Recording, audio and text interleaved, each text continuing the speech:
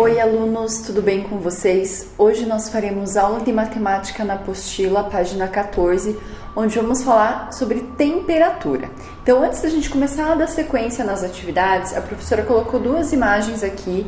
Eu vou começar a leitura, mas eu sugiro que vocês pausem o vídeo e terminem a leitura, tá? Então, ali no começo diz assim: aquecimento global é o processo do aumento da temperatura média dos oceanos e da atmosfera da Terra, motivado pela concentração de gases poluentes que agravam o efeito estufa. Então, como a professora falou, eu sugiro que vocês continuem a leitura, tá? E temperatura é a grandeza que indica a quantidade de energia interna de um corpo por meio da medição do estado de agitação de suas partículas. Então, também sugiro que vocês continuem a leitura depois ou agora, tá? Então, na página 14, aquecimento global transforma geleiras em cachoeiras na Groenlândia. Então, a professora quer que vocês façam a leitura desse texto, como a professora havia falado no começo do quarto bimestre, que vocês vão ter que ler muito mais agora nesse último bimestre. Então, eu quero que vocês façam a leitura desse texto, observando ali o título, observando a data, a hora, lendo com bastante atenção, tá? E ali na seção Diga Aí, se tiver espacinho, vocês podem anotar ao lado ou somente achar a resposta para o seu conhecimento. Então, seção Diga Aí, qual é a data de publicação dessa notícia?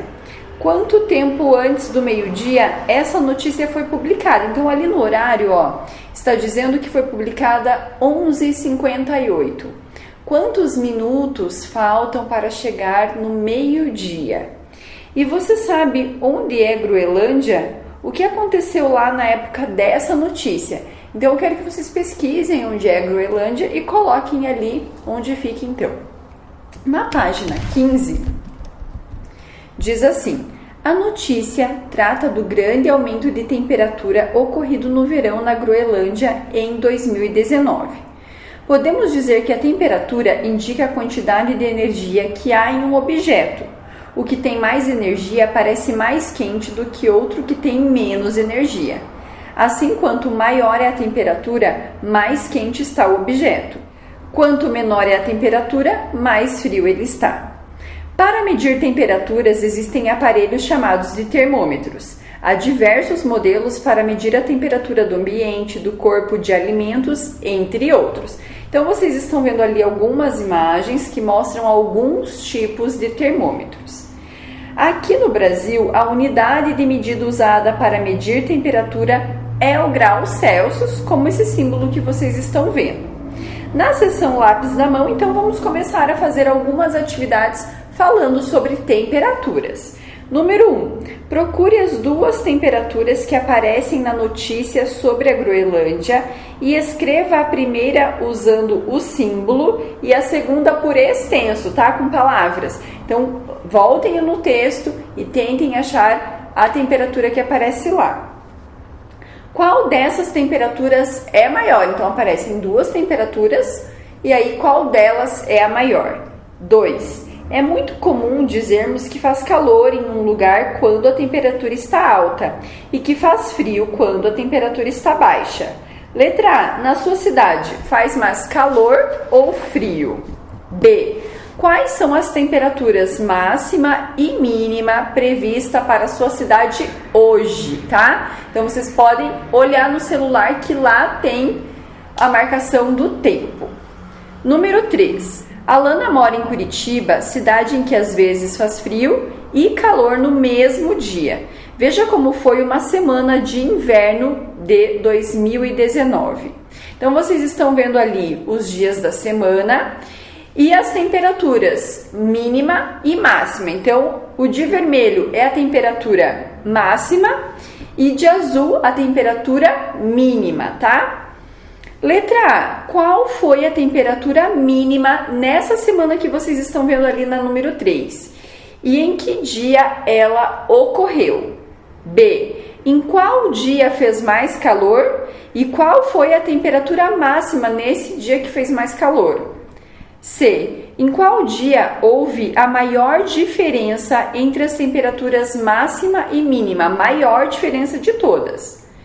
D. Em que dia houve a menor diferença entre as temperaturas máxima e mínima? E. Observe como estavam os termômetros no momento mais quente e no momento mais frio do domingo, dia 4 de agosto. Então, observem esses dois termômetros ali ao lado e, de acordo com esses termômetros, qual é a diferença entre essas duas temperaturas? E se a temperatura mínima tivesse baixado 1 grau, quantos graus o termômetro marcaria? Então, vocês podem observar e colocar a resposta ali no cantinho, tá? Página 17, atividade número 4. As estações meteorológicas são responsáveis por fazer as medições relativas ao clima dos lugares. As temperaturas medidas por essas estações são consideradas oficiais.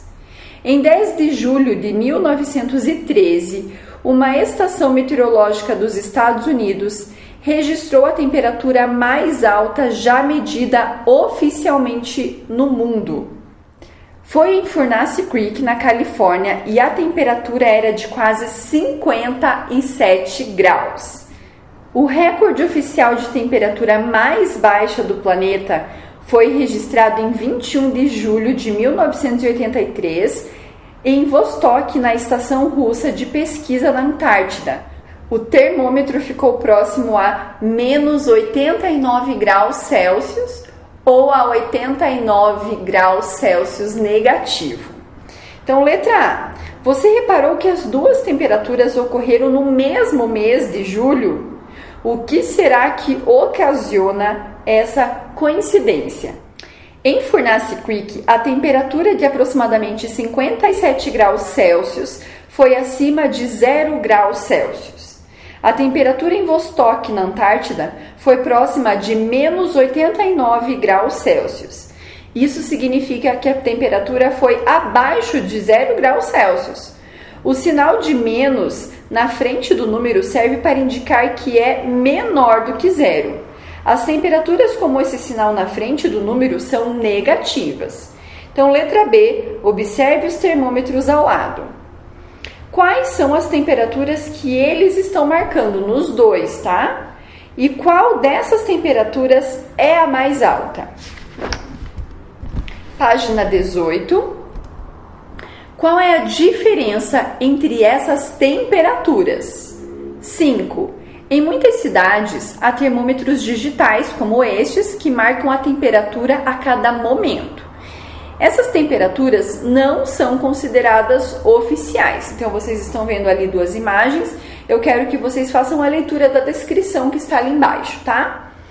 Observe as imagens a seguir e descubra qual delas corresponde a cada uma das cidades. Nos quadros vermelhos, escreva o nome das cidades. Anote as temperaturas máximas nos termômetros digitais e as mínimas nos quadros abaixo das ilustrações. Então, observem ali as imagens e aí sim vocês vão colocar então o nome das cidades, as temperaturas máximas e as temperaturas mínimas, tá? Página 19, problemas de contagem. Então, Paulo precisa arrumar a vitrine de sua loja de móveis. Ele tem 2 modelos de sofá que podem ser combinados com 5 modelos diferentes de poltrona. Usando um sofá e uma poltrona, olha lá, um sofá e uma poltrona de cada vez, quantas opções diferentes para a vitrine ele pode montar? Então, destaque as peças do material de apoio e colhe-as na tabela a seguir, formando as combinações possíveis. Então, vocês lá no material de apoio vão encontrar alguns sofás e algumas poltronas, e aí vocês vão fazer as combinações possíveis para colar na tabela corretamente. Então, vocês estão vendo ali 2 colunas, uma do sofá 1, outra do sofá 2, onde vocês vão fazer as combinações de sofá com poltronas. Página 20, seção Diga aí. Quantas vitrines diferentes foi possível fazer com o primeiro sofá e quantas com o segundo sofá? Quantas opções de vitrines foi possível fazer no total? Seção lápis na mão, atividade número 1. Angélica e Rose estão jogando par ou ímpar. Elas usam os dedos de uma das mãos, mas o polegar não vale. Então, nessa parte, o polegar não vale. Também não vale esconder todos os dedos. Veja algumas possibilidades de resultados no jogo das meninas. Então, vocês estão vendo ali 4 e 4, 4 e 3, 3 e 4 e 3 e 3. Isso significa que algumas, então, tiraram 4 e 4, outras 4 e 3 e assim por diante. Mostramos o resultado de cada jogada usando números para indicar quantos dedos cada uma das meninas mostrou. Esse modo numérico de mostrar o resultado segue uma ordem. Então, 4 e 4 significa que as duas meninas mostraram 4 dedos. 4 e 3 significa que Angélica mostrou 4 dedos e Rose mostrou 3. 3 e 4 significa que Angélica mostrou 3 e Rose mostrou 4 dedos. Sabendo disso, letra A. Você entendeu como funciona essa indicação do resultado do jogo? Escreva uma ou duas frases para explicar o resultado 3 e 3, seguindo esse modelo que estava ali acima, tá? B. Nessa brincadeira, o que significa 3 e 2? Bem simples de explicar também. Página 21, letra C. Como você pode indicar numericamente que Angélica mostrou 1 dedo e Rose mostrou 4, colocando números, tá? D. Use esse modo numérico para indicar todos os resultados possíveis no jogo das meninas. Esses números que apareceram ali, vocês vão fazer combinações. Quantos números serão possíveis formar com esses números? Então, quantos resultados você obteve? No jogo de par ou ímpar, precisamos somar as quantidades de dedos em cada jogada, certo? Nesse jogo de Angélica e Rose, quantas somas são pares e quantas são ímpares? Letra E. Quantos resultados haveria a mais se elas usassem também o polegar? Porque lá no começo não poderia usar o polegar. E se elas usassem, quantos resultados haveria a mais? Se no jogo também valesse indicar o 0 com a mão fechada, que antes não poderia, quais resultados a mais seriam possíveis? E aí vocês vão colocar ali, tá?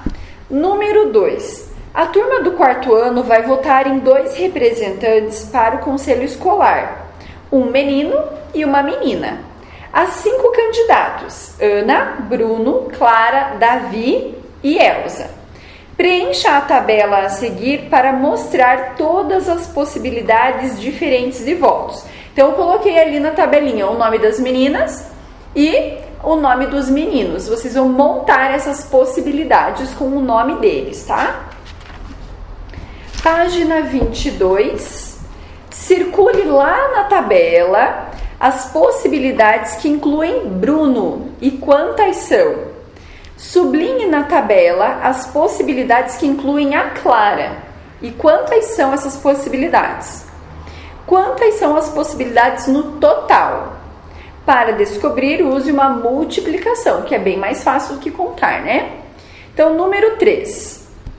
Uma fábrica de molduras oferece 6 tipos de molduras diferentes. 6 tipos.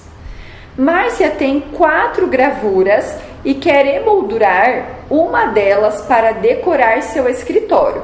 Então, vocês estão vendo ali a gravura 1, 2, 3 e 4. Com a moldura 1, ela tem 4 quadros diferentes.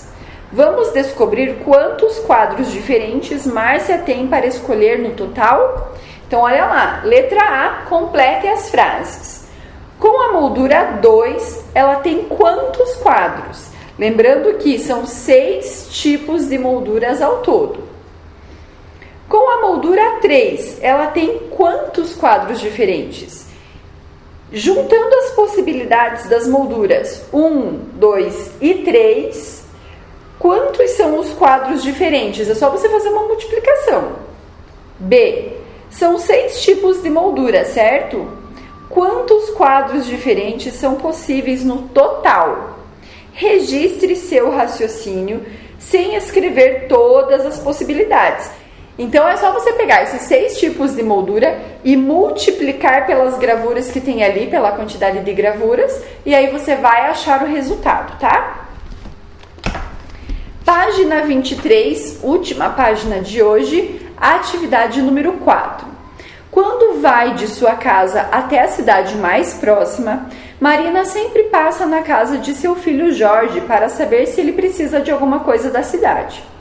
Ela gosta muito de pegar a estrada florida e depois seguir até a cidade pelo caminho da lama seca, mas ela pode variar bastante suas rotas. Veja na figura. Então, nessa figura vocês estão vendo ali a casa de Marina, a casa de Jorge e o nome de algumas ruas. Essas ruas ela usa como possibilidade, então, de caminho, tá? Prestem atenção nessa atividade. Então, letra A. Se ela for para a casa de Jorge pela Rua Florida, tentem encontrar ali onde está a Rua Florida, quantos caminhos diferentes poderá fazer até a cidade? E quais são esses caminhos? Aí você vai colocar o nome desses caminhos, tá? B. No total, quantos são os caminhos possíveis para ir da casa de Marina até a cidade, passando pela casa de Jorge no total? E letra C, na volta, Marina deixa as encomendas na casa de Jorge e segue para sua casa. Se ela for pela estrada da Ponte Nova, tentem achar ali a estrada da Ponte Nova, quantos caminhos diferentes poderá fazer e quais são esses caminhos? Então, só prestar bastante atenção, tá? Pessoal, por hoje é só em matemática. Qualquer dúvida, a professora estará à disposição, tá bom? Beijos e até amanhã!